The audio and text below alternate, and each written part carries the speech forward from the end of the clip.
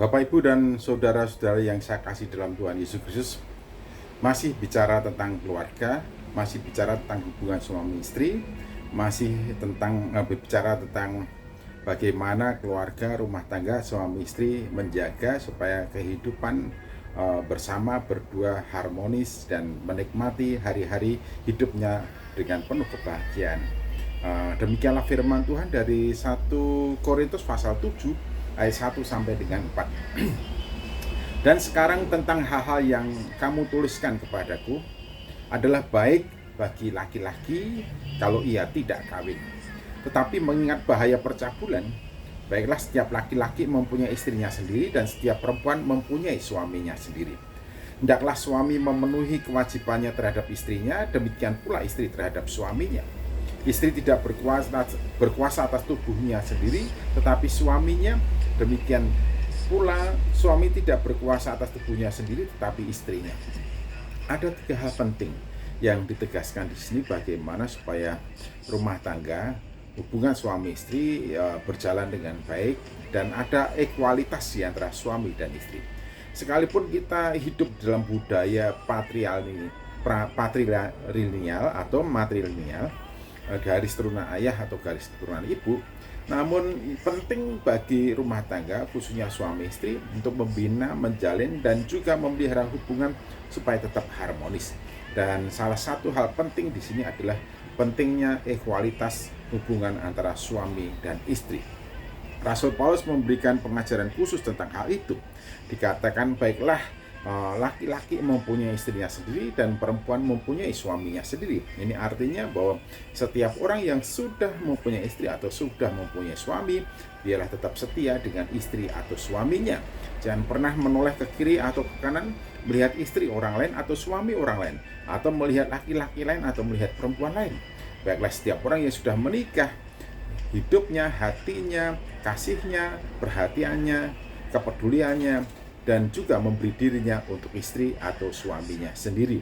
Jadi jangan pernah berpindah ke lain hati atau berpihak ke lain hati dalam hubungan suami istri. Istri mengutamakan suami, suami mengutamakan istri. Hal yang pertama penting untuk kita catat. Jadi baiklah laki-laki mempunyai istrinya sendiri, perempuan mempunyai suaminya sendiri. Yang kedua, dikatakan bahwa di dalam seluruh Alkitab tidak pernah memberi ruang tempat waktu bagi seorang istri atau suami saling menuntut untuk tugas dan kewajiban bagi pasangannya. Namun, masing-masing diberikan keleluasaan sepanjang umur hidupnya hingga maut memisahkan untuk melakukan tanggung jawabnya. Seorang suami berfokus dan berorientasi dalam hidup suami istri, yaitu melakukan tanggung jawabnya bagi istrinya, dan seorang istri fokus melakukan tanggung jawabnya bagi suaminya. Jadi kalau satu sama lain, suami terhadap istri dan istri terhadap suami saling melakukan tugas dan tanggung jawabnya, suami mendatangkan kenikmatan, kelegaan, ketentraman, kenyamanan bagi istrinya, demikian juga istri mendatangkan kedamaian, ketenangan, kenyamanan, hormat dan martabat bagi suaminya, maka jalinan hubungan dan komunikasi diantaranya akan terjaga dengan baik. Jadi orientasi dalam kehidupan rumah tangga bagaimana supaya bisa terjalin dan terbina dengan baik, bukan kepada satu pasang menuntut pasang yang lain atau seorang menuntut pasangannya untuk melakukan tanggung jawabnya, tapi masing-masing konsentrasi fokus pada apa yang jadi tanggung jawabnya bagi pasangannya. Seorang suami bertanggung jawab penuh untuk apa yang harus dilakukan bagi istri demi kebahagiaannya. Seorang istri bertanggung jawab penuh untuk apa yang dilakukan bagi suaminya. Jadi masing-masing konsentrasi hidupnya untuk melakukan tanggung jawabnya bagi pasangannya dan demi kebahagiaan mereka. Kemudian yang ketiga, masing-masing sadar bahwa tubuhnya bukan miliknya sendiri. Tubuh seorang suami bukan miliknya sendiri, tapi milik istrinya. Tubuh seorang istri bukan miliknya sendiri, tapi milik suaminya.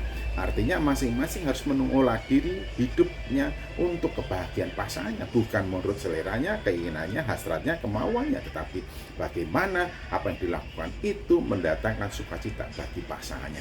Kalau tubuh seorang suami bukan miliknya sendiri, berarti ia harus mengelola segala sesuatu berkenaan dengan tubuh diri hidupnya, hal yang menyenangkan hati istrinya. Demikian juga sebaliknya. Kalau suatu tindakan, perbuatan, perkataan tidak disukai oleh pasangannya, oleh istrinya, maka suami harus mengubahnya.